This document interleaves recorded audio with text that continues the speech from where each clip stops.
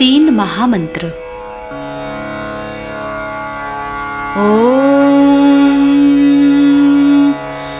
त्वमेव साक्षात् श्री महालक्ष्मी महासरस्वती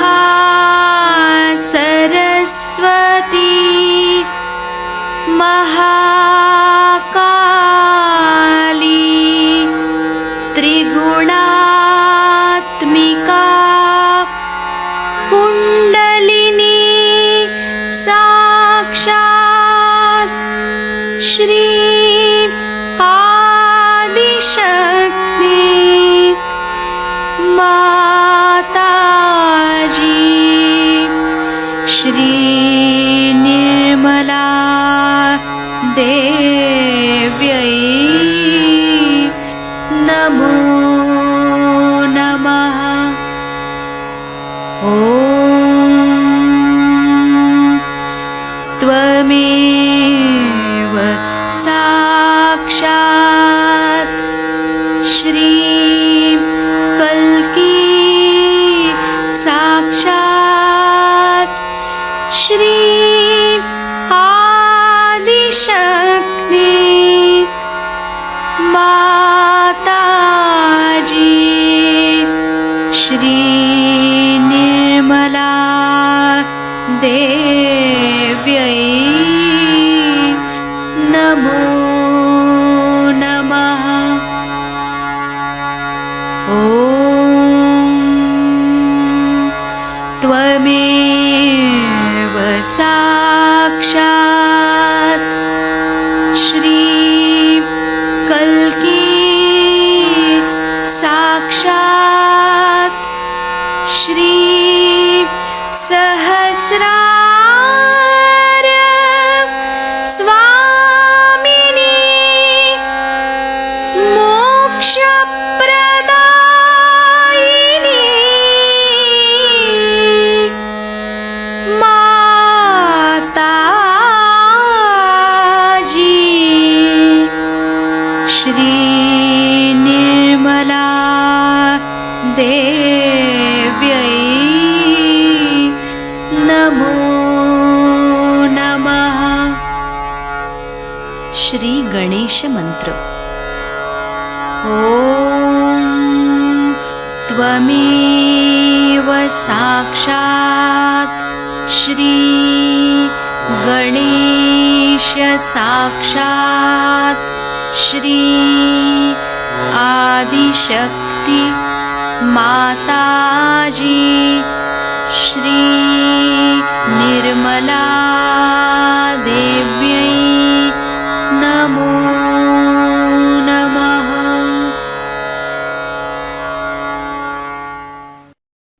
जय श्री माता जी। दोनों हाथ माँ के सामने, हृदय में श्री माता जी को देखेंगे।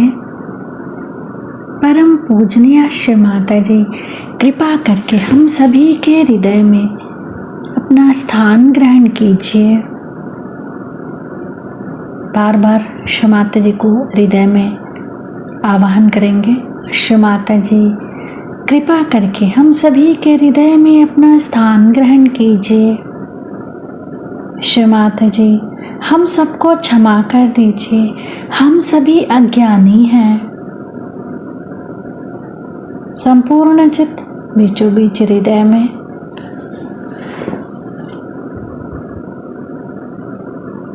क्षमा रूपेण संस्थिता या देवी सर्वभूतेषु क्षमा रूपेण संस्थिता नमस्तस्यै नमस्तस्यै नमस्तस्यै नमो नमः।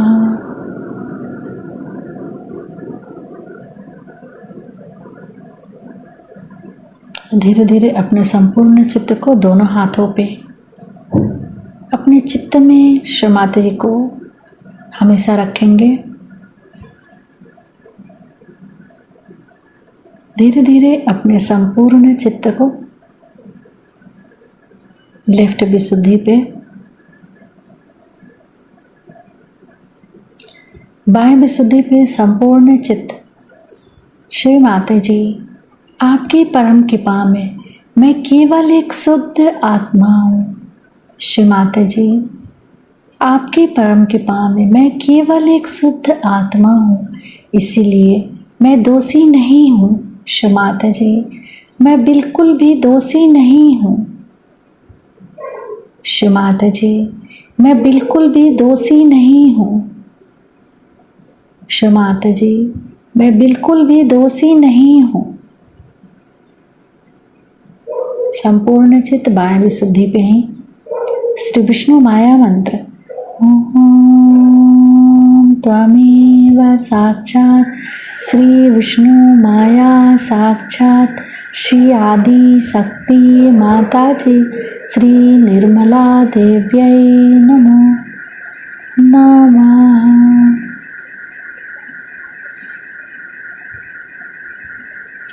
बाह्य विशुद्धि पर अपने चित्त को क्लॉकवाइज घुमाएंगे 7 टाइम्स।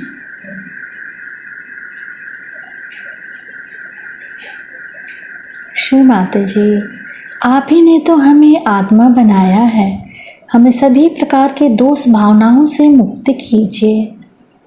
श्री माता जी, कृपा करके हमें सभी प्रकार के दोष भावनाओं से मुक्त कीजिए।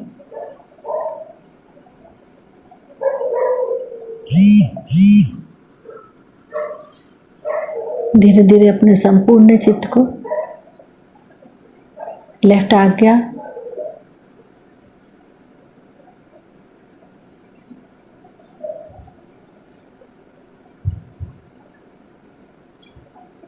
फिर सहस्त्रार।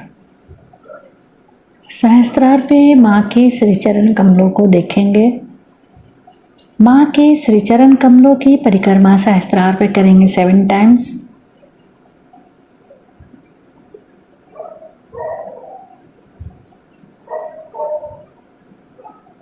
श्री माता जी, कृपा करके हमें निर्विचार कर दीजिए।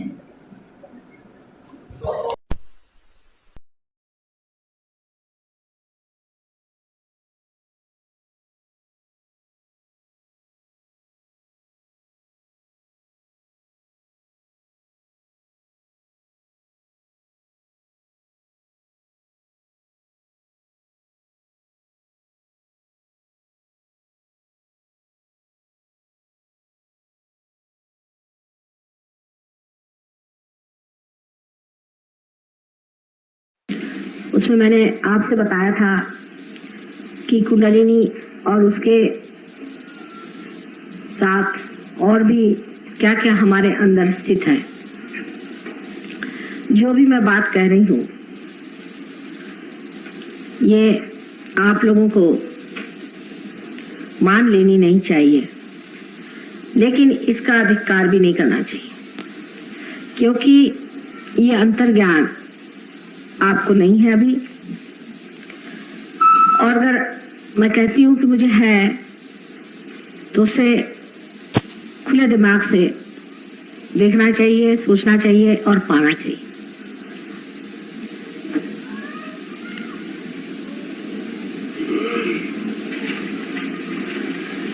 दिमाग जरूर अपना खुला रखें।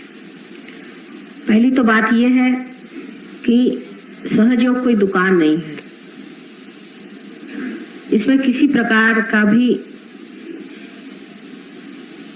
वैसा काम नहीं होता है जैसे और आश्रमों में या और गुरुओं के यहाँ पर होता है कि आप इतना रुपया दीजिए और मेंबर हो जाइए। यहाँ पर आप ही को खोजना पड़ता है, आप ही को पाना पड़ता है और आप ही को आत्मसात करना पड़ता है। जैसे कि गंगा जी बह रही है, आप गंगा जी में जाएं, उसका आदर करें, उसमें नहाएं धोएं और घर चले आए। अगर आपको गंगा जी को धन्यवाद देना तो दे, न दे तो गंगा जी कोई आपसे नाराज नहीं होती।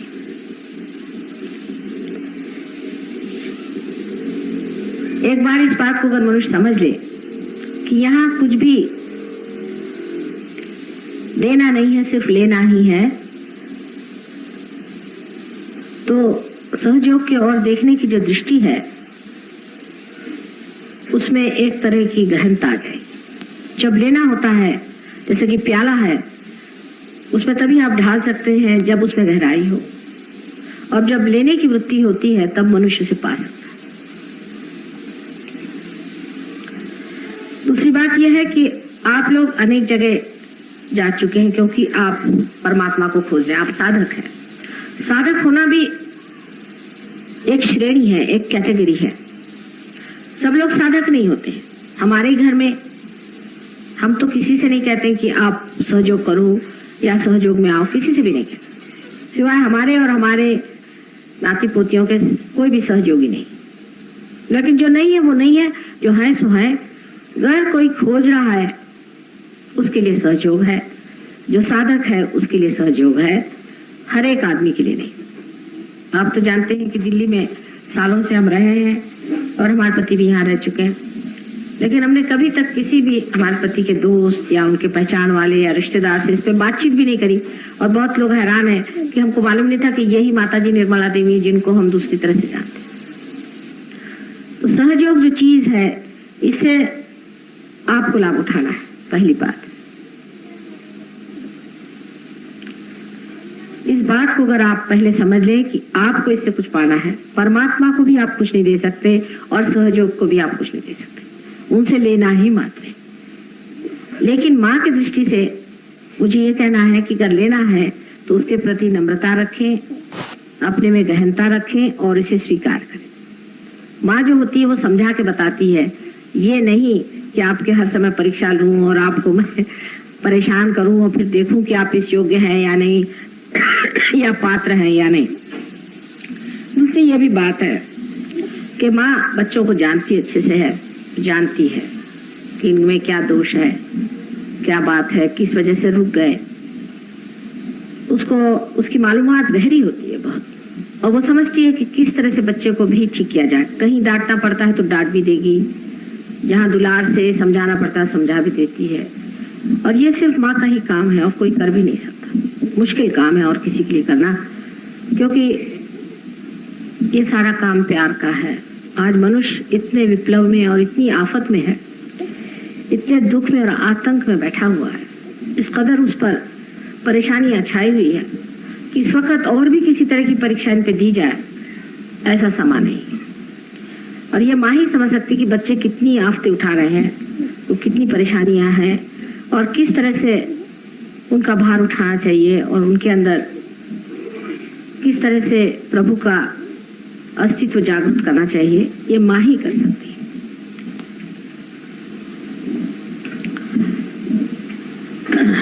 कुंडलिनी के बारे में जो कहा गया है कि कुंडलिनी भी आपके अंदर स्थित आपकी माँ है, जो हजारों वर्षों से आपके जन्म होते ही आप में प्रवेश करती है और वो आपका साथ छोड़ती नहीं जब तक आप पार न हो जाए। वो प्रतीक रूप आपकी माँ ही है। यानी ये कि समझ लीजिए प्रतीक रूप आपकी महा माँ की वो एक छाया है, छवि है। एक प्रश्न ये जो किया था किसी ने कि माँ आपने कहा था कि पूरी रचना हमारी करने के बाद, पिंड की पूरी रचना करने के बाद भी वो ऐसी ही की वैसी बनी रहती है, इसको किसी तरह से समझाया जाए। वो आज मैं बात आपको समझाऊंगी कि किस तरह से होता है। कुंडलिनी शक्ति हमारी जो महाकाली की इच्छा शक्ति है उसका शुद्ध स्वरूप है, पूर्ण शुद्ध स्वरूप है। मतलब ये कि एक ही इच्छा मनुष्य को होती है संसार में जब वो आता है, उसका शुद्ध स्वरूप है कि परमात्मा से मिलन हो और दूसरी उसे इच्छा नहीं, ये उसका शुद्ध स्वरूप है। और जब वो इच्छा कुंडलिनी स्वरूप होकर के बैठती है तो वो मनुष्य का पूरा पिंड बनाती, पर अभी इच्छा ही है, इसलिए पूरा बनाने पर भी वो इच्छा ही बनी रहती है, क्योंकि उसकी जो इच्छा है वो जागृत नहीं। इसलिए इच्छा पूरी की पूरी वैसी ही बनी रहती है और वो अपनी इच्छा छाया की तरह आपको संभालते रहती है कि देखो इस रास्ते पे गए हो तो यहाँ वो इच्छा पूरी नहीं होगी। जो संपूर्ण शुद्ध आपके अंदर में इच्छा है वो पूरी नहीं होगी। उस इच्छा को पूरी किए बगैर आप कभी सुख भी नहीं पा सकते। सारा आपका पिंड जो है वो इसीलिए बनाया गया कि वो इच्छा पूर्ण हो जिससे आप परमात्मा को पाए। पर महाकाली शक्ति को जब आप इस्तेमाल करने लगते हैं तो आपकी महाकाली की शक्ति में जो उसका कार्य है वो बाहर की ओर होने लग जाता है। माने आपकी इच्छाएं जो है वो बाहर की ओर जाने लग जाती है। आप ये सोचते हैं कि मैं ये चीज पालूं, वो चीज पालूं। जब आपका चित्त बाहर जाता है, उसका भी एक कारण है जिसके कारण आपका चित्त बाहर जाता है, जो मैंने कहा था कि वो जरा विस्तार पूर्वक बताना होगा। जब क्योंकि आपका चित्त बाहर की ओर जाने लगता है और जैसे जैसे आप बड़े होने लग जाते हैं और ही वो बाहर की ओर जाने लग जाता है। इसकी वजह से जो शुद्ध इच्छा आपके अंदर है, इसको कि शुद्ध विद्या कहते हैं, और शुद्ध आपके अंदर जो अंतरतम इच्छा है वो एक ही है कि परमात्मा से योग घटित हो। वो कार्यान्वित नहीं हो पाती, सिर्फ आप यही सोचते रहते हैं कि हम इसे पाएं, उसे पाएं, उसे पाएं। इसलिए वो जैसी की तैसी बनी रहती है, इसीलिए से रेसिडुअल एनर्जी कहते हैं। अब ये जो आपकी शुद्ध इच्छा है, यही आपको खींच करके इधर से उधर ले जाती है और आप दर दर पे ठोकरे खाते हैं, कर्मकांड करते हैं, इधर ढूंढते हैं, किताबें पढ़ते हैं, और आप अपने अंदर धारणा भी बना लेते हैं कि परमेश्वर का पाना ये होता है, परमेश्वर का पाना ये होता है।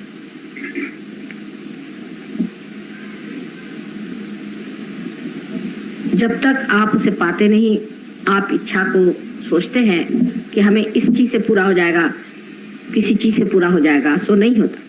पर बहुत बार ऐसा भी होता है कि महाकाली शक्ति जो है, जब हमारी बहुत बार और जगह दौड़ने लग जाती है, तब कभी कभी कोई गुरु लोग भी या ऐसे लोग की जो बहुत पहुंचे हुए लोग हैं, वो भी इस मामले में ये बता देते हैं कि ये इच्छा किस तरह से पूर्ण हो जाती है। लेकिन बहुत से अगुरु भी संसार में, बहुत से दुष्ट लोगों ने भी गुरु का रूप धारण कर लिया, और इसी वजह से वो आपकी इस इच्छा को मंत्र मुक्त कर देते। माने कुंडलिनी को तो कोई छू नहीं सकता, किंतु आपकी जो महाकाली की शक्ति है उसको मंत्र मुक्त कर देते। वो मंत्र मुक्त होने के कारण आपकी जो वास्तविक इच्छा परमात्मा से योग पाने की है, वो छूट करके आप सोचते हैं कि ये जो अगुरु है जिसने हमको मंत्र मुग्ध किया है, यही उस इच्छा को पूरा कर देगा, इसको पूर्ण कर देगा, और इसलिए आप उस चीज से चिपक जाते हैं।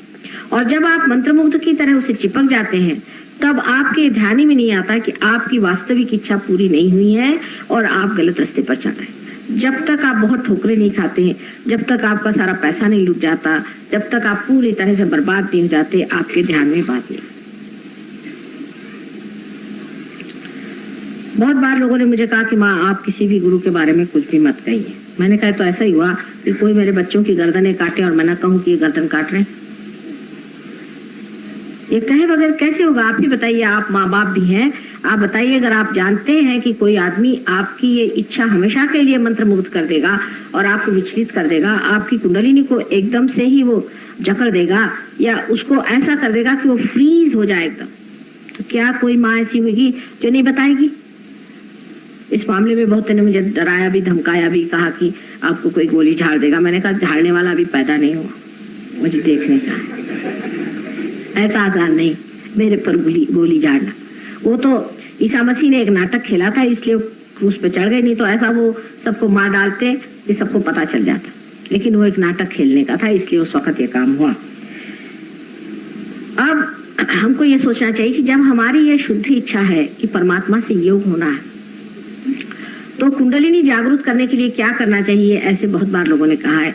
हालांकि हर लेक्चर में मैं कहती कि ये जीवंत क्रिया है, इसके लिए आप कुछ नहीं कर सकते, आप नहीं कर सकते। इसका मतलब नहीं कि मैं नहीं कर सकती, इसका मतलब ये नहीं कि सहयोगी नहीं कर सकते। अधिकारी होना चाहिए। जैसे एक डॉक्टर है जो कि ऑपरेशन करना जानता है, वही ऑपरेशन कर सकता है, पर दूसरा कोई आदमी अगर इस तरह का काम करे तो लोग कहें ये खूनी है। और इतना ही नहीं, वो खूनी कर डालेगा क्योंकि उसको मालूमात ही नहीं है उस चीज। जिसको इसकी जानकारी नहीं है, जिस बारे में समझता नहीं है, उसको कुंडलिनी में पढ़ना नहीं चाहिए। जब आप सहयोग में पार हो जाते हैं, उसके बाद इसके नियम शुरू हो जाते हैं, जो परमात्मा के दरबार के नियम हैं।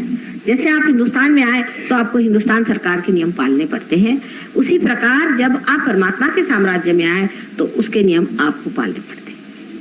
और अगर आप वो नियम न पालें तो आपके वाइब्रेशन हाथ से छूट जाएंगे,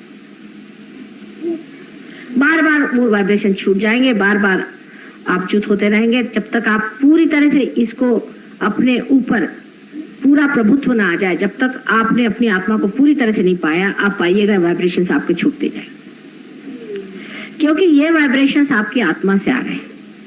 आत्मा जो है उसको सच्चित आनंद कहते हैं, माने वो सत्य है। सत्य का मतलब यह है कि वही एक सत्य है, बाकी सब असत्य है, बाकी सब ब्रह्म है। ब्रह्म जो है वो भी उन्हीं की शक्ति है, और जो कुछ उनके अलावा है, आत्मा ब्रह्म, इसके अलावा जो कुछ भी है वो असत्य। असत्य माने ये कि एक आदमी है, समझ लीजिए, सोचता है कि हमने बहुत बड़ा काम किया। आपने क्या काम किया उनसे पूछिए, तो बताएगा कि साहब मैंने मकान बनाया, घर बनाया और बच्चों की शादियां कर दी, या कोई बड़ा भारी उसको तमगा मिल गया, मैंने एरोप्लेन बना दिया और कोई चीज बना दी, मैं बड़ा भारी प्राइम मिनिस्टर हो गया या कुछ और हो गया। ये सब भी एक मिथ्याचरण है, मिथ्या बात है, क्योंकि ये शाश्वत नहीं है, सनातन नहीं है, शाश्वत नहीं है। ये कोई आदमी है, आज बड़े बड़े अफसर हो जाते हैं, हम अफसरी काफी देख चुके हैं, और जैसे ही अफसरी खत्म हो गई तो कोई पूछता भी नहीं। बड़ा आश्चर्य, अगर आपका ट्रांसफर ही हो गया तो कोई नहीं पूछता। आपने मकान बना लिया, आपने देखे कितने बड़े बड़े खंडहर पड़े हुए हैं, और ना कोई जानता है कि ये है क्या, भला कहां से आए, क्या हुआ। बड़े बड़े ऐसी चीजें खत्म हो चुकी। एक बार मैं गई थी आपके आगरा के फोर्ट में, तो रात बहुत बीत गई। वहां कोई स्पेशल हमें दिखाने का इंतजाम था, तो बहुत रात बीत गई, और वो कहने लगे सब भीड़ जाएगी तब आपको ठीक से दिखाएंगे, बस कुछ चीजें दिखाए। जब लोग लौट रहे थे तो मैंने देखा कि बिल्कुल सब दूर अंधेरा है, सब जितनी भी उस वक्त में चहल पहल रही होगी, न रानियों ने क्या क्या काम किए होंगे और परेशान किया होगा अपने नौकरों को कि मेरे ये कपड़े नहीं ठीक है, राजाओं ने परेशान किया होगा, बड़े बड़े वहां पर दावतें हुई होंगी, उसके लिए झगड़े हुए होंगे, पता नहीं क्या क्या किया होगा इन लोगों ने उस जमाने में। सब एकदम कुछ नहीं सुनाई दे रहा, सब वो आवाज खत्म हो चुके थे, वहां कुछ भी नहीं था, एकदम अंधेरा चारों तरफ छाया। और जब हम बाहर आ रहे थे, बिल्कुल बाहर आए, तो रोशनी थी नहीं खास, एक साहब के पास जरा सी टॉर्च थी, उससे सभी लोग देख के बाहर आ रहे थे। तो बाहर आते वक्त देखा कि एक चिराग की रोशनी जल रही थी, तो उस चिराग की रोशनी में हम बाहर आए, तो पूछा कि भाई ये चिराग यहाँ किसने जला के रखा। मैंने पूछा कि किसने चिराग यहाँ जला, कहले कि यहाँ पर एक मदार है, एक पीर की मदार है।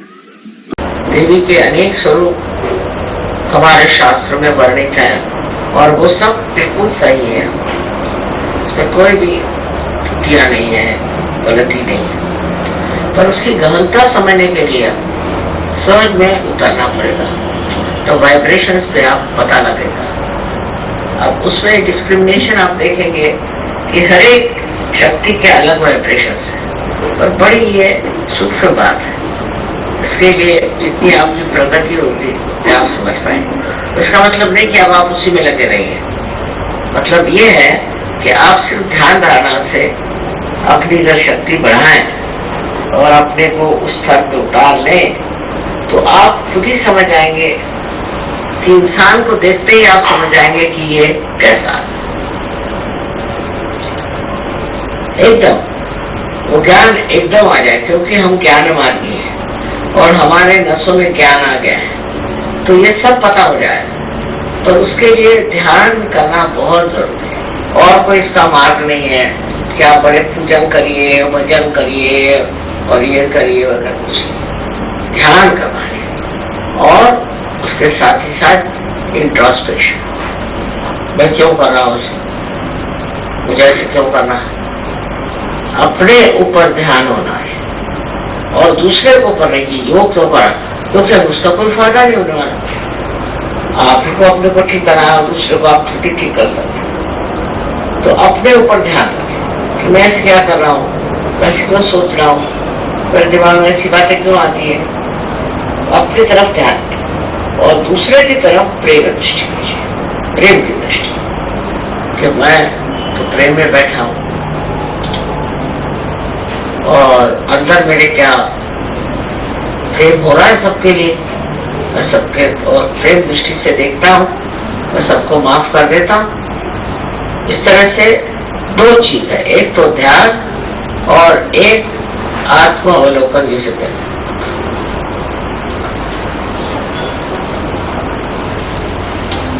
तो ये दो चीजों से मनुष्य की प्रगति होती है। माने एक तो ध्यान, वो तो बात सही कि ध्यान से आप अपने अंदर और चैतन्य अंदर लेकर के और बढ़ते हैं, और अपने अवलोकन से, अपने के इंट्रोस्पेक्शन से भी आप अपने अंदर के जो बीच में ऑब्स्टिकल्स हैं उनको निकाल देते। जैसे एक नदी का प्रवाह बह, अब उसके अंदर बहुत से पत्थर है, कुछ है, तो प्रवाह ठीक से बह नहीं सकता। अगर वो पत्थर क्या है आप देखते और निकाल लें तो कुंडलिनी का प्रवाह बिल्कुल बहुत जोरों में बह सकता है। और वही उसके बाद यही बात है कि आप स्वयं ही इसको महसूस करेंगे, उसकी प्रचिति होगी कि आप एकदम स्वच्छ हो, अब कुछ रहा नहीं आपका, एकदम स्वच्छ हो। वो चीज अंदर से आनी चाहिए।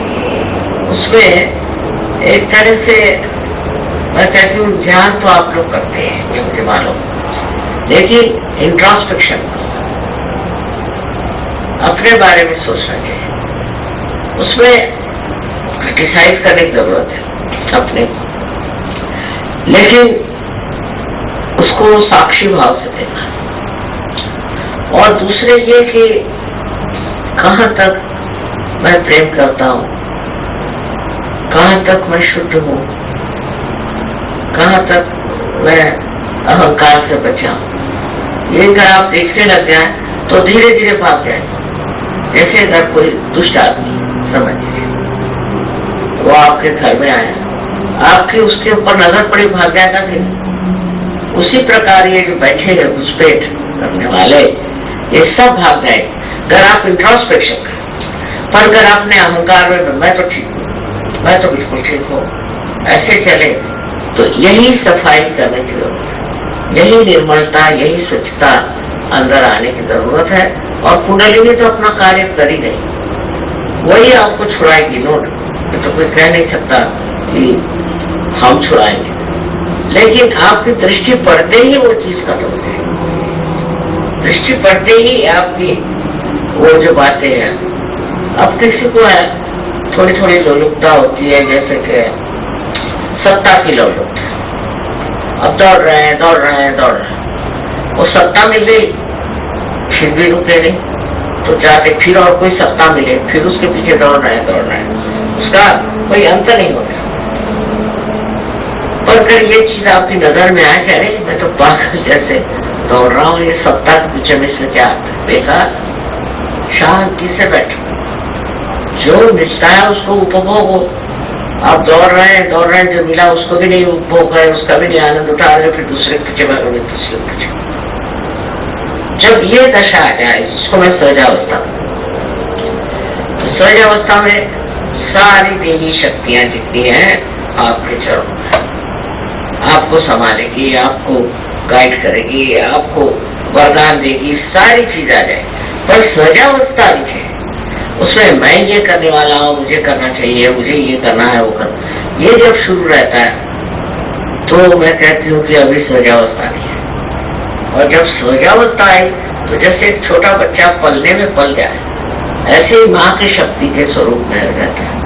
और ये जितनी भी शक्तियों का वर्णन है, वो सारी शक्तियां हर पर हर तरह से उपलब्ध, जिसकी जो जरूरत होती है हर एक शक्ति में कोई न कोई ऐसी विशेषता है। और इसलिए शक्ति की हम लोग पूजा करते हैं और उसको मानते हैं। किसी भी अवतरण से ज्यादा हम शक्ति को मानते हैं सब लोग। उसकी वजह यह है कि शक्ति ही हमको अवतरण की ओर मार्गदर्शन करती है, वही हमें, उसी की दृष्टि से हम अवतरण को पहचान सकते हैं, तो हम पहचान नहीं सकते। इसलिए शक्ति ही आपकी गुरु, शक्ति ही आपकी माता, और शक्ति ही आपके क्या करना चाहिए अगुआ है। दूसरे और किसी को मानने की जरूरत नहीं। जब एक बार शक्ति को आपने मान लिया तो शक्ति सबको ही मनवा लेगी, सबको समझा देगी। और अब आपने सहज में देखा है कि आप लोग सब हमें तो मानते हैं, ठीक है, लेकिन हम आपको मनवाते हैं और लोग,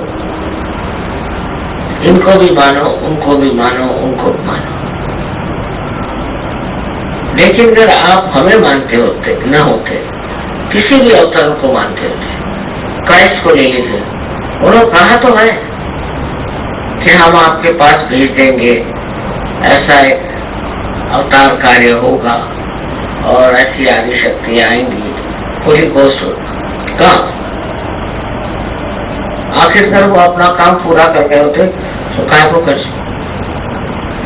मोहम्मद साहब ने भी कहा, सबने ये क्यों कहा कि इसका उद्धरण संसार का होने वाला है, माने उन्होंने भविष्य की बात कही। इसका मतलब ये होता है सीधा सीधा कि उन्होंने जो भविष्यवाणी कही वो इसलिए कि वो जानते थे कि अभी समय नहीं आया कि इनको हम पूर्णता मिलेगा, पूर्ण मिलेगा, और उनकी पूर्णता आने के लिए ऐसी स्थिति आने वाली है। ये कह देने से, ये बता देने से कि आपकी ऐसी स्थिति आने वाली है, कोई न कोई ऐसे आने वाले हैं, और उसके लिए आप सिर्फ अपना जो चित्त है साफ रखें, चरित्र साफ रखें और परमात्मा को याद करें, ऐसा बता देना है। लेकिन किसी ने सामूहिक चेतना नहीं दी, चेतना भी बहुत कम लोगों को, इसकी वजह अब वो चीज आप लोगों ने प्राप्त किया। अब आपको तो बहुत जोरों में इसमें प्रगति करनी चाहिए, बस दो ही चीज तो करनी है, एक तो ये कि ध्यान करना है और एक इंट्रोस्पेक्शन, और उसमें तीसरी चीज में जब आपको जो उसमें होगा, मतलब सौंदर्य दृष्टि आ जाए, हर एक आदमी की सुंदरता दिखाई, उसकी अच्छाई दिखाई देगी। कितना भी आदमी आपसे दुष्टता से बर्ताव करे, वो समझ में आएगा कि नहीं, उनमें ये बात जरूर थी, ये सीखने की बात थी। तो आपकी नजर बुराई से उठ करके अच्छाई पे जाएगी, और जब अच्छाई पे जाएगी तो आप अच्छाई अपनाएंगे। लेकिन आपकी बुराई पे नजर रहेगी तो आप कैसे अच्छाई अपनाएंगे? इसलिए ये जो स्थिति है जिसमें कि आप, मैंने कहा कि आप अपने को भी आत्मनिरीक्षण करें, उससे आपको मालूम नहीं कितना आनंद आता है। अगर आपके अंदर सुंदरता है तो आपको अपने से आनंद आएगा, अगर आप दूसरों में देखते हैं तो और आनंद आएगा। तो सुंदरता ही देख लीजिए, आदमी की अच्छाई देखनी चाहिए, और उसमें फिर आपको आश्चर्य होगा कि हर एक आदमी में कोई ना कोई खूबी तो है, लेकिन उसका मजा कोई नहीं उठा सकता। अब जैसे एक फूल है, फूल के अंदर सुगंध है, लेकिन अगर आपके पास नाक ही नहीं हो तो आप सुगंध क्या सुन। ऐसी बात है कि आपके अंदर वो हृदय होना चाहिए जो उस प्यार को, उस महत्ता को, उस बड़प्पन को समझ सके, और उसको आप अपनाइए।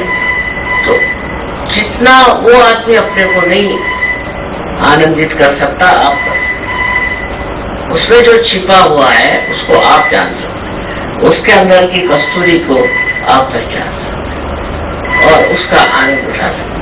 सो दूसरों से आनंद उठाना सीखना, ये शक्ति का ही कार्य। शक्ति आनंदमय, आनंददायी, और जब ये आनंद आने लगेगा तब आप देखिएगा कि आप समझ जाएंगे कि अब तुम हो गए सहज। तो ये सहज अवस्था है कि दृष्टि ही आपकी गलत चीजों पे नहीं है, क्या फायदा? क्योंकि आपको कुछ किसी का संहार नहीं करना है, किसी को नष्ट नहीं करना है, वो तो देवी का काम, आपको नहीं करना। तो सारी दुनिया का जो आनंद अलग अलग जगह छिपा हुआ है, उसका आकलन करना, उसका उपभोग लेना आपके नसीब में है। इसलिए आज के दिन, क्योंकि आज मैंने बताया पहला दिन है उनका शैलपुत्री का। और शैलपुत्री का मतलब ये भी होता है कि उनकी अवलोकन, क्योंकि हिमालय में पैदा हुए। हिमालय सबसे ऊंचा पर्वत है और वहां से सारे दुनिया का अवलोकन, मतलब उनकी दृष्टि सब पर पड़ने के लिए पहले शैलपुत्री का जन्म। वो सब देख लिया। छोटे बच्चों को भी देखिए, सबको देखते हैं, ये कौन है, वो कौन है, वो कौन है। उसी तरह शैलपुत्री का कार्य है। और उस पर से और भी नाम है, शैलजा, ये वो है। पर जो अपने यहाँ ग्रंथों में माना जाता है कि नवरात्रि, जो चैत्र की नवरात्रि है, उसमें जो पहले देवी का अवतरण हुआ वो है शैलपुत्री। बहुत जगह चैत्र की इसको बहुत मानते हैं। जैसे बिहार में आपके छठ होती है षष्ठी के दिन वहां होती है छठ, वो ये इस दिन में से। और दूसरी जगह कहीं गायत्री, कहीं कुछ। और गायत्री मंत्र भी बहुत राइट साइडेड आदमी को नहीं कहना चाहिए, क्योंकि राइट साइडेड पावर्स, उनको उससे अच्छा लेफ्ट साइड के मंत्र है, जो बहुत राइट साइडेड है। जो लेफ्ट साइडेड है वो राइट साइड के मंत्र है। इस तरह से बैलेंस आ जाए तो मतलब ये समय है आनंद विभोर होने का है। इतने बड़ा महत्वपूर्ण समय है और हमारा भी जन्म ऐसे ही समय में हुआ। कमाल तो ये है कि इसके बाद, हमारे जन्म के बाद नवरोज, वो भी यहीं से शुरू होता है और हमारे जन्म के बाद ही नवरात्रि शुरू होती है। तो इसके बड़े कमाल के कॉम्बिनेशंस हैं। तो 21 मार्च के बाद ही नवरात्रि आई, उससे पहले नहीं। इस प्रकार ये चैत्र की जो है बड़ी कमाल है। और अपने यहाँ चैती वगैरह से गाने भी होते हैं, उसके एक ढंग होता है गाने का, चैती गाना। क्योंकि क्या कि ये पहले के साधु संतों ने और कवियों ने और बहुत सारे गायक होने में जब चैत्र की वो खुशियों को पाया तो वो स्वर में बद गया, तो वो गाना शुरू हो गया। चैत्र का आनंद जो है, ये विलेजेस में बहुत मानते हैं चैत्र। उस वक्त के जो गाने हैं आप सुनिए, तो ऐसा लगता है कि अंदर से उन्माद, उत्साह और बहुत प्यार और आनंद का उसमें आविर्भाव है बहुत। तो वो इस देहाती औरतों में कहां से आया, देहात के लोगों में कैसे आया? वो इतनी सुंदर कविता लिखते हैं, इतनी सुंदर है कि वो कहां से आया? वो यही कि वो लोग सरल हृदय लोग थे, तो वो यही चीज देखते थे, इसको प्राप्त करते और प्राप्त किया। उनके हृदय में शक्ति थी ग्रहण कर। अब हम लोग जरा पट गए हैं, राइट साइडेड हो गए, तो सहजावस्था प्राप्त करनी चाहिए। सहजावस्था का जो आनंद है उतना उनको नहीं आनंद आया होगा जितना वो आपको आएगा। चैती के गाने सुन के बड़ा आनंद आएगा, उतना उनको नहीं आएगा। हो सकता है उन्हें इतना आकलन शक्ति नहीं, पर आप लोग बड़ा उसको आनंद से सुन सकते हैं। तो ये बड़ा विशेष है। और सबसे विशेष ये है कि विक्रमादित्य ने जब उसके ईस्वी सन शुरू किया तो इसी को ये जो है तृतीया, इसी को उसने माना कि इसी से शुरू करना। माने 1 तारीख, ये इसका नाम अक्षय तृतीया रखते हैं कि ये अक्षय तृतीया से ही उन्होंने उनके जो थे शुरू करे कैलेंडर। वैसे ही शालिवाहन ने जो संवत्सर बनाए वो भी इसी तारीख से। आखिर उन्होंने क्यों? उन्होंने भी ये और इन्होंने भी वो, इनकी तारीख एक जो है दोनों की। आश्चर्य की बात है क्योंकि इसने विक्रमादित्य का राज्य था, उस पर इन्होंने शालिवाहन ने अटैक किया, उनको हराया। वो तो बब्रुवाहन उनके मतलब शालिवाहन के पपोते थे शायद, और उनको हराया। और उसके बाद में उन्होंने ये बनाया शालिवाहन का शक। और इस शालिवाहन के शक की भी जो पहली तारीख है वो भी अक्षय तृतीया है, और उनकी जो पहली तारीख है वो भी अक्षय तृतीया। बड़ी आश्चर्य की बात। और मुसलमानों का भी जो हिजरी होता है ना, वो भी यही है, फर्स्ट यही है। सबने इसी तारीख को माना फर्स्ट। तो पारसी से नवरोज कहते हैं। कारण क्या है? कारण यह है कि एक ही शक्ति से प्रेरित लोग थे, तो उन्होंने इसी दिन को इसलिए बहुत महत्वपूर्ण है, और इस दिन जो भी कार्य करो वो सफल हो। और खासकर लोग कुछ कर विशेष कार्य करना है तो उसको आज के दिन करते हैं, क्योंकि आज कहते हैं कि सबसे ज्यादा पुण्य ऑस्पिशियस थे। तो बड़ी खुशी की बात है कि आप सब लोग आए यहाँ, और इसके बारे में हम लोगों ने इतना जाना। तो आज हम लोगों को यही अपने अंदर निश्चय कर लेना चाहिए कि हम रोज ध्यान करेंगे, और उसी के साथ इंट्रोस्पेक्शन। जब सोचेंगे तो अपनी बारे में, दूसरों के बारे में, अपने बारे में सोचें, और फिर उसको किस तरह से मधुरता से हम अपना जीवन बिताते हैं।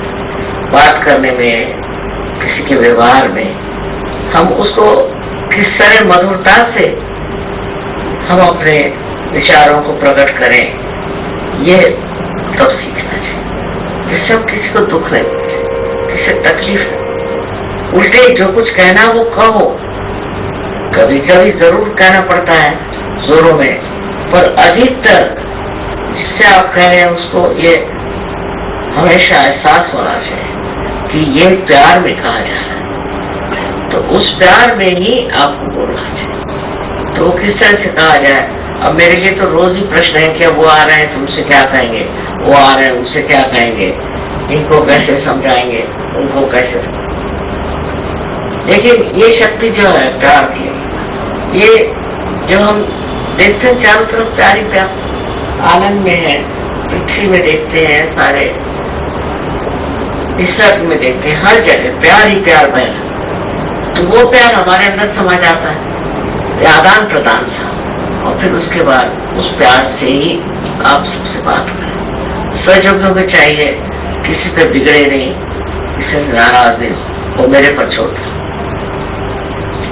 शांति पूर्वक सबसे बात करें, एकदम सात्विकता के अंदर आगे चाहिए। लोगों को लगना चाहिए कि आप बहुत सात्विक हैं और आपके अंदर कोई घृणा, क्रोध आदि रोग नहीं, तब लोग समझेंगे। तो बहुत जरूरी है। अब तो आप लोग पार हो गए, सब कुछ हो गया, अब जो आगे का कार्य है उसके लिए जैसा व्यक्तित्व चाहिए वो मैं बता रही।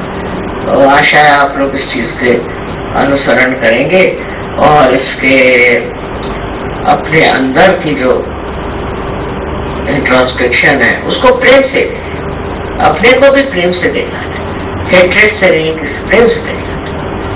और फिर आपको समझ में आएगा कि अरे ये क्यों मैं कर रहा हूँ, जाने दो, छोड़ो। इस तरह से एक आदमी में एक तरह से सात्विकता आ जाए, आदमी बड़ा ही सात्विक हो जाए। इसी प्रकार से सहयोग और सुंदर हो जाएगा। और मेरा वो एक स्वप्न है कि सारी दुनिया में इतने सहयोगी हो जाए कि दुनिया ही बदल जाए, तो होना चाहिए। अनंत आशीर्वाद।